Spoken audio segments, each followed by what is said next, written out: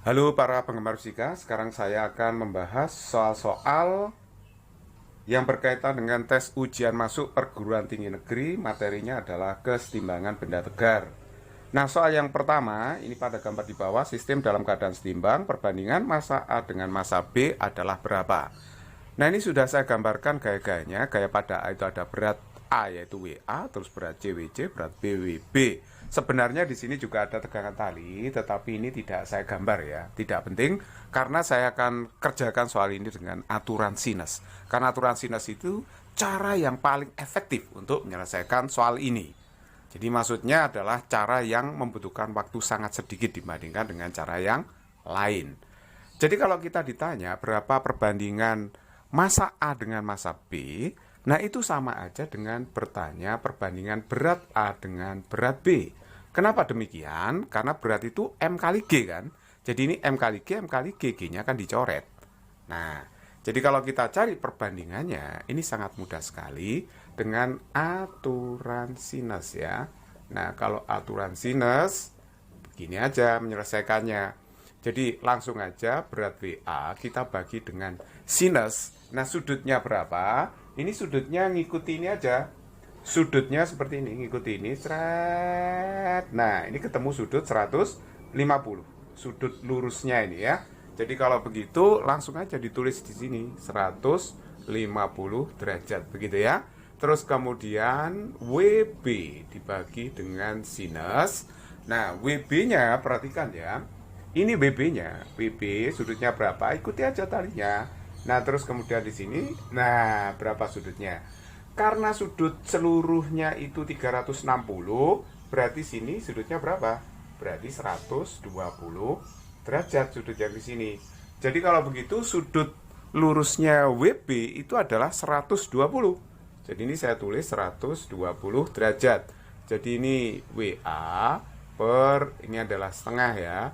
Terus kemudian WB sin 120 itu setengah akar 3. Saya coret ya. Nah, seperti itu. Sehingga saya temukan WA per WB itu adalah sama dengan 1 per akar 3. Nah, jadi 1 per akar 3, jawaban yang tepat adalah A.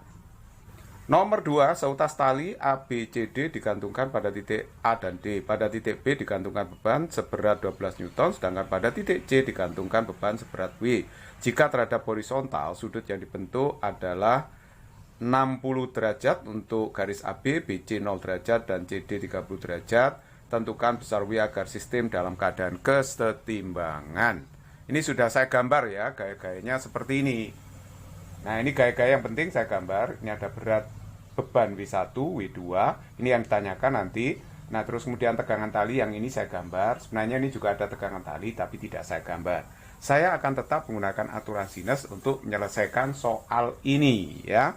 Nah, caranya kita harus hitung dulu sudut di antara gaya-gaya ini. Jadi ini ada sudut kan yang dibentuk. Nah, ini berapa kita cari ya. Nah, ini sudutnya sudah saya gambar ya. Perhatikan ini sudutnya. Ini jelas 60. Kalau begitu seluruh sudut di sini 150 karena ditambah 90. Yang ini berarti 120 karena seluruh sudut itu 360. Nah, terus kemudian ini 150 ya. 120 sudutnya di sini ditambah 150 tambah 90. 360 totalnya. Nah, sekarang kalau kita selesaikan dengan aturan sinus, kita melihat titik setimbang B dan C dulu ya. Titik setimbang ini B, yang ini kan C ya. Nah, terapkan aturan sinus di masing-masing titik. Jadi misalkan saya menerapkan aturan sinus di titik B, berarti akan berlaku bahwa nanti T per sinus, nah sudutnya T itu sudut lurusnya adalah 150 ini ya. 150, jadi ditulis, jadi ini 150 derajat sama dengan W1 dibagi dengan sinus sudut lurusnya adalah 120. Lihat gambar. Nah, T per sin 150 adalah setengah, W1 12, sin 120 itu adalah setengah akar 3. Saya coret. Jadi T-nya adalah 4 akar 3 Newton tentunya.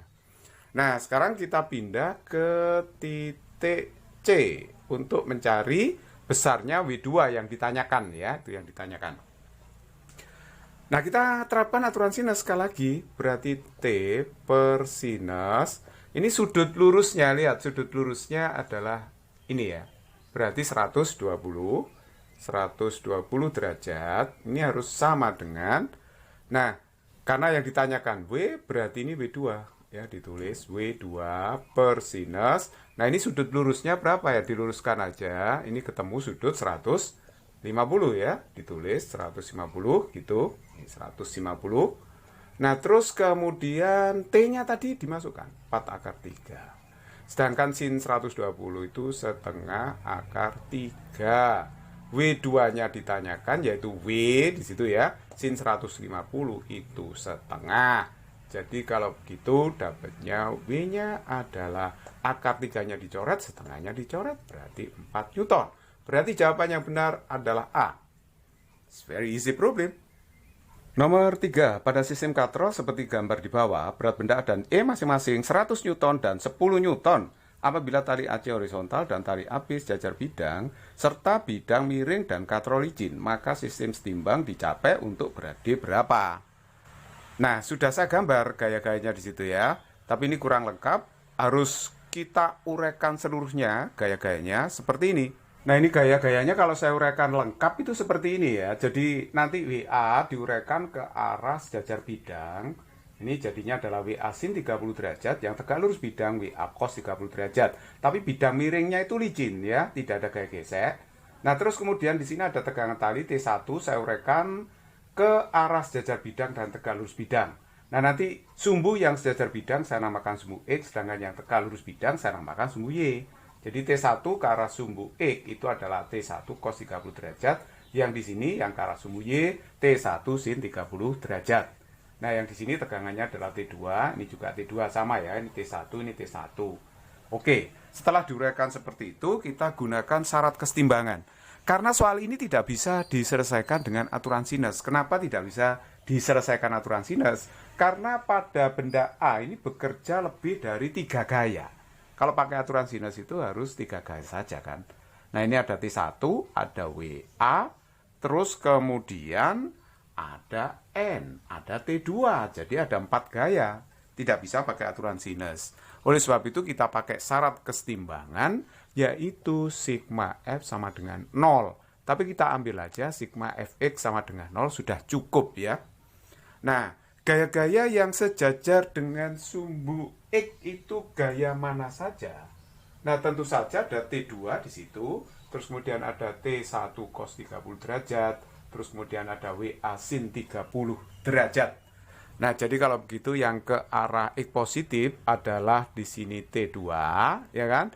Yang ke arah negatif min T1 cos 30 derajat. Terus dikurangi lagi dengan apa itu? WA sin 30 derajat sama dengan 0. Berarti kalau begitu T2 sama dengan T1 cos 30 derajat. Nah, ditambah dengan WA sin 30 derajat. Nah, tapi kalau kita lihat, kita tinjau kesetimbangan benda E, perhatikan yang E di sini ya.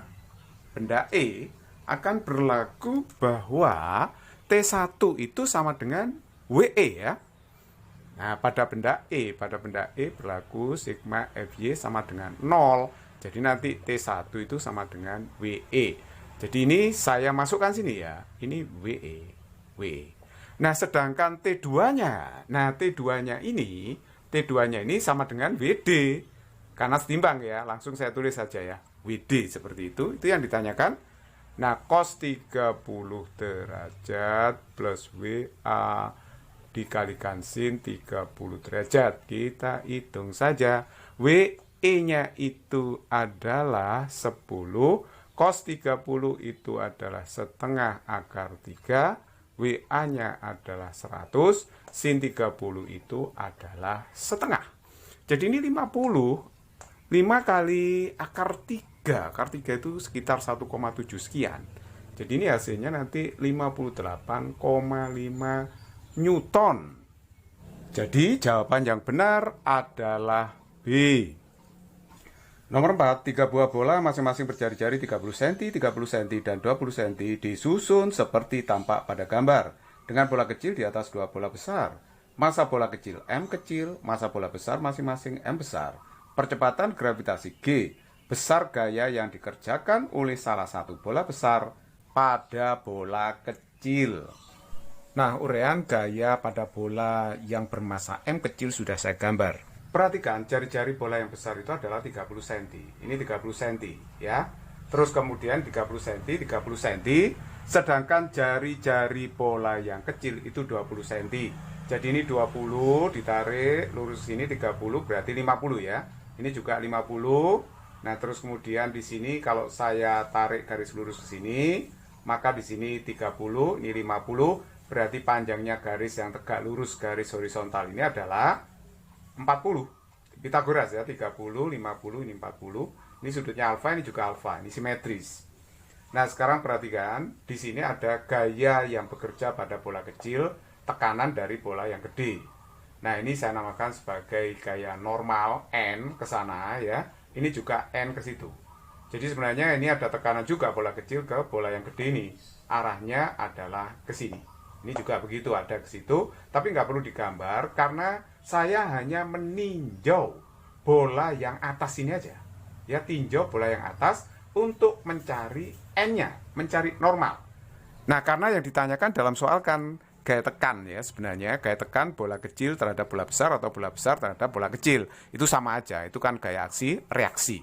Jadi kalau kita mencari N-nya, ya kita pakai syarat sigma Fx 0, sigma Fy 0. Kita ambil sumbu Y-nya itu ke arah vertikal, sumbu horizontalnya itu sumbu X. Nah, nanti akan berlaku bahwa sigma Fy itu sama dengan 0. Jadi kalau kita uraikan normalnya terhadap sumbu Y, ini arahnya ke atas ya normalnya, berarti ini normalnya, ini kalau kita uraikan ke sumbu Y, ini berarti di samping sudut gayanya. Kalau di samping sudut pakai cos, ingat cos sami ya. Jadi kalau gitu n cos alfa. Nah, ini untuk sisi yang kiri, yang kanan berarti juga n cos alfa ya, n cos alfa. Nah, dikurangi dengan yang turun yaitu m kali g sama dengan 0. Berarti ini 2 n cos alfa itu sama dengan mg. Nah, yang dicari n-nya. Cos alfa itu berapa? Nah, kalau kita lihat cos alfa itu kan samping dibagi dengan miring. Miringnya 50. Sampingnya tadi kan 40 ya. Ingat 30, 50, 40. Pitagoras ya. Jadi cos alfanya itu adalah 40 dibagi dengan 50. Jadi 40 bagi 50 sama aja dengan 4/5 gitu ya. Jadi M dikalikan dengan G. Jadi kalau begitu N-nya dapatnya adalah 5mg per 8. Nah, sangat mudah sekali. Jadi jawabannya adalah A. Nomor 5, perhatikan gambar di bawah ini. Koefisien geser statis dan kinetis untuk setiap bidang yang bersentuhan masing-masing 0,3 dan 0,2. Massa balok A dan B masing-masing 2 kg, 3 kg. Agar sistem dalam keadaan setimbang tidak bergerak, maka massa maksimum balok C yang diperbolehkan adalah berapa? Nah, kalau C-nya itu massanya terlalu besar, C-nya jatuh dan B-nya itu akan bergeser ke kanan. Berapa massa maksimum C yang dibutuhkan agar tetap setimbang? Kalau saya uraikan lengkap gaya-gayanya seperti ini ya. C itu punya berat BC, ini tekanan talinya saya namakan T1, sini T1, itu T1 ya.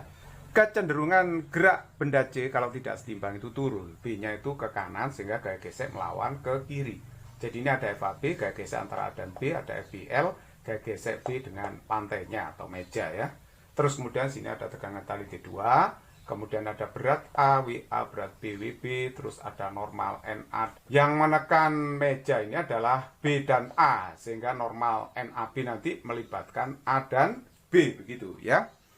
Oke, nah sekarang mari kita tinjau satu persatu. Kita tinjau benda C. Nah, benda C ya, benda C dalam keadaan setimbang berarti berlaku sigma Fy sama dengan 0. Berarti T1 ini harus sama dengan WC ya. T1 sama dengan WC, atau T1 min WC 0. Jadi T1 sama dengan WC. Nah, terus kemudian kita tinjau, ini anggap aja persamaan 1 ya. Nah, terus kita tinjau benda B-nya. Nah, benda B-nya itu akan berlaku bahwa sigma Fx sama dengan 0. Jadi sigma Fx sama dengan 0 berarti jumlah gaya yang ke kanan T1 itu harus sama dengan jumlah gaya yang ke kiri. Jadi kalau gitu ini T1 itu akan sama dengan FAB ditambah dengan FBL gitu ya. Tapi T1-nya ini sama dengan WC. Jadi kita isi aja di sini. WC sama dengan FAB itu berarti mu S. Yang kita gunakan mu S karena ini bendanya belum bergerak, nyaris bergerak. Mu S dikalikan dengan normal NA itu. Ya. Terus kemudian FBL berarti di sini mu S kali dengan normal di titik ini ya. Normal NAB berarti. Kalau gitu normal NAB. Ya, saya geser sedikit ke sini. WC berarti mu S, NA itu sama dengan WA saja, tetapi untuk NAB-nya yang menekan lantai atau meja di situ adalah beratnya A dengan beratnya B. Jadi gabungan seperti itu. Oke, nah sekarang kalau begitu mu S-nya kita masukkan 0,3, WA-nya adalah 20, mu S 0,3, WA plus WB, berarti ini kan 20 ditambah WB-nya 30. Jadi kalau begitu ini hasilnya adalah 6 ditambah dengan 0,3 kali 50. Berarti ini kan 15. Hasilnya adalah 21 Newton. Tapi di sini yang tanyakan massa ya, massa C. Berarti dibagi 10, 2,1 kg. Jadi jawaban yang benar adalah C.